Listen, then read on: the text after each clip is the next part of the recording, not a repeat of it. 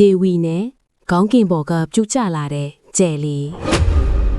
ကျောင်းပရက်လေးတစ်ခုမှာဒေဝီဟာအဖွားရွာလေးကိုအလေရုံနေတာပေါ့ကွယ်စကားပြောတတ်တဲ့ငှက်ပြာလေးကစ်တူးကဒေဝီလေးရစ်အဖော်ပေါ့တနေ့တော့သူတို့စကားပြောနေတော့စူညံတန်တစ်ခုကိုကြားလိုက်တယ်ဟင်ဘာတန်ပါလဲတခုခုပြုတ်ကျလာတဲ့အတန်ပဲငှက်ပြာလေးကစ်တူးကပြောလိုက်တယ်ခြံတောင်းပိတ်ထားလာတဲ့အတန်ဖြစ်မယ်လာကစ်တူးရဲ့တို့သွားကြည့်ရအောင်ဒေဝီနဲ့ကစ်တူးတို့အတန်ကြားရဖက်တို့ထွက်လာရင်လိုက်ရှာနေကြတယ်ခြံတောင်းကပန်းယုံလေးတစ်ခုကိုရောက်တဲ့အခါမှာတော့ငိုနေရဲ့ကျဲဝါလေးကိုတွေ့လိုက်ရတယ်ဟင်ကျဲဝါလေးပါလားခေါင်းကင်ပေါ်ကပြုတ်ကျလာတာဖြစ်မယ်ကစ်တူးလေးကပြောလိုက်တယ်ကျဲဝါလေးကကြောက်လန့်စိုးရိမ်နေရတယ်ကစ်တူးကကျဲဝါလေးတွေဟာအဲ့လိုပဲခေါင်းကင်ပေါ်ကခြေချော်ပြီးပြုတ်ကျတတ်တယ်လို့ငါအဖိုးပြောပြဖို့တယ်အခုလဲဒီကျဲဝါလေးခေါင်းကင်ပေါ်ကခြေချော်ပြီးပြုတ်ကျလာတာဖြစ်မယ်ဒေဝီကဒါဆိုဘယ်လိုလုပ်ရမလဲဟိုးမှာမြင်ရရဲ့မော်တော်ဦးချေကတောင်တန်းဒီပေါ်တက်ပြီးခေါင်းကင်ကိုပြန်ပို့ပေးရင်သူတို့အိမ်ကိုသူတို့ပြန်ရောက်တယ်တဲ့ပြီးတော့ဒီကျဲဝါလေးတွေကခေါင်းကင်ကိုပြန်ရောက်ချင်တယ်လို့ပြန်မရောက်ရင်တတန်းကုန်ပြီးတည်ဆုံသွားလိမ့်မယ်ဟင်ဟုတ်လားဒေဝီလည်းစိုးရင်သွားတယ်ဒါဆိုငါတို့ပြန်ပို့ကြအောင်ကစ်တူကမော်တော်ဦးကကြောက်စရာကောင်းပြီးစမ်းကြယ်မှုတွေနဲ့ပြည့်နေနေတယ်အိုးဘာပဲဖြစ်ဖြစ်ငါကတော့သူ့ကိုပြန်ပို့မှာပဲမင်းလိုက်ပါလားဒေဝီကပြက်သားသားပြောတော့ကစ်တူလည်းမနေနိုင်တော့ပဲအတူတူသွားကြတာပေါ့မော်တော်အဝေးမှာပဲပြဿနာကစလာတယ်တောအုပ်ထိုင်ကတစ်ပင်ကြီးတွေကဒေဝီတို့ကိုအဝေးမခံဘူးဒီတောအုပ်ကလူစင်းအဝေးမခံဘူးကလေးမမင်းပြန်လာကောင်းမယ်တစ်ပင်ကြီးတွေကမာမာထန်ထန်ပြောတယ်ဒေဝီကပြန်လို့တော့မဖြစ်ဘူးတစ်ပင်ကြီးတို့ရဲ့ဒီကျဲဝါလေးကိုသူ့အိမ်ကိုပြန်ပို့ပေးမလို့ပါဒေဝီကပျော်ပြောင်းညင်သားစွာနဲ့အကူကြီးတောင်းတယ်လို့ပြောတယ်ငါတို့ကဖြတ်တန်းခွင့်မပေးဘူးဆိုရင်ရောတစ်ပင်ကြီးတွေဟာအတန်အောကြီးတွေနဲ့တင်းတင်းမာမာထပ်ပြောကြပြန်တယ်ဒီအခါမှာတော့ဒေဝီလေးဟာလမ်းမစားဖို့ယူလာတဲ့တကြားလုံးလေးတွေကိုတစ်ပင်ကြီးစီကမ်းပေးပြီးတော့ဂျာလေးကိုစားလိုက်ပါပင်ကြီးတွေဟာဒေဝီစိတ်ထားဖြူစင်မှန်တည်သွားတယ်ဒါကြောင့်ဒေဝီပေးတဲ့တကြားလုံးတွေကိုစားပြီးတစ်ပင်ကြီးကမြန်တော့ပြန်လာတော့ဒီမှာဒီတစ်ခါတော့ငါတို့ခွင့်ပြုလိုက်ပြီဒေဝီနဲ့ကစ်တူလေးဟာကျဲဝါလေးကိုခေါ်ပြီးတောတွေကိုဆက်လက်ဝင်ရောက်သွားခဲ့ဒီလိုနဲ့တနေရအရောက်သွားတော့ဟင်းကစ်တူရေဘာကြီးလဲပင်ကူကြီးဟေဒေဝီရေပြီးဟေမြန်ပြီးဒေဝီနောက်ကိုလှဲ့မကြည့်နဲ့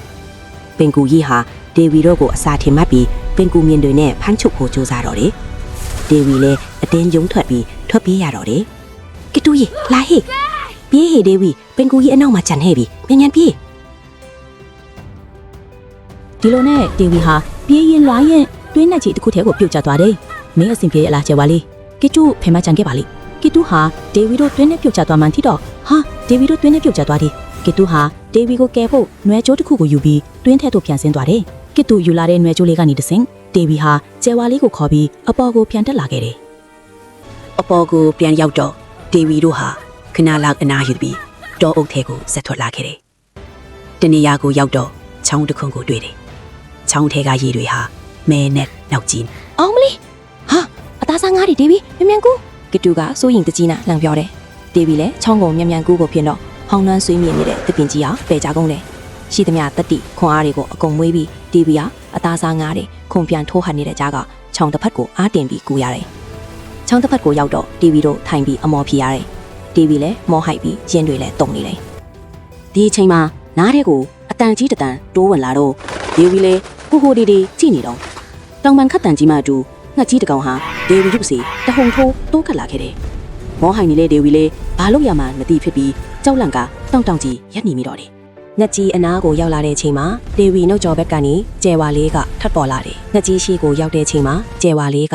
အဝါရောင်အလင်းတွေတောက်ပေါ်လာတာကိုတွေ့ရတယ်ငှက်ကြီးဟာကျဲဝါလေးကိုမြင်တော့ရက်တန်သွားပြီးတစုံတစ်ခုကိုကြောက်လန့်သွားတယ်ပုံနဲ့ကောင်းကင်ကိုပြန်တန်ထက်ခွာသွားတယ်ကစ်တူကျဲဝါလေးကတဖြည်းဖြည်းမင်လာတယ်ဘာဖြစ်တာလဲသူတက်တန်းကုန်တော့မယ်ထင်တယ်ပြီးတော့စောစောကငှက်ကြီးနဲ့တွေ့တော့သူ့ရဲ့နောက်ဆုံးခွန်အားတွေကိုထုတ်တုံးလိုက်ရတယ်ထင်တယ်ဟင်ဒါဆိုသူမြန်သွားမှရမှာပေါ့ဒေဝီလည်းတောင်တန်းတွေပေါ်ကိုခက်ခဲနဲ့တက်နေရတယ်ကစ်တူရေကျဲဝါလေးအိမ်မသွားအောင်တို့တစ်ခုလုပ်ရမယ်ထင်တယ်ဒေဝီကကစ်တူကိုလမ်းပြောတယ်အင်းဟုတ်တယ်သူ့အတူတူတချင်းဆိုကြမယ်လေ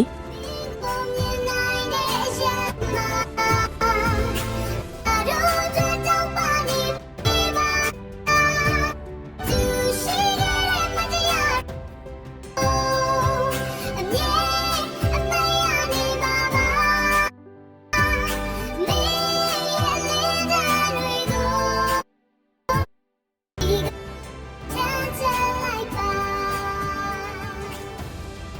တောင်တန်းရဲ့အမြင့်ဆုံးနေရာကိုရောက်တော့ဒေဝီဟာကျဲဝါလေးကိုကောင်းကင်စီကိုပို့လိုက်တယ်။ကျဲဝါလေးဟာအဝါရောင်အလင်းရောင်တွေတောက်ပါလာတည်တော့ကောင်းကင်တစ်ခုလုံးလင်းသွားတယ်။ဒါကိုကြည့်ပြီးဒေဝီရောကစ်တူးလေးပါအရန်ကိုပျော်ရွှင်နေမိတော့တယ်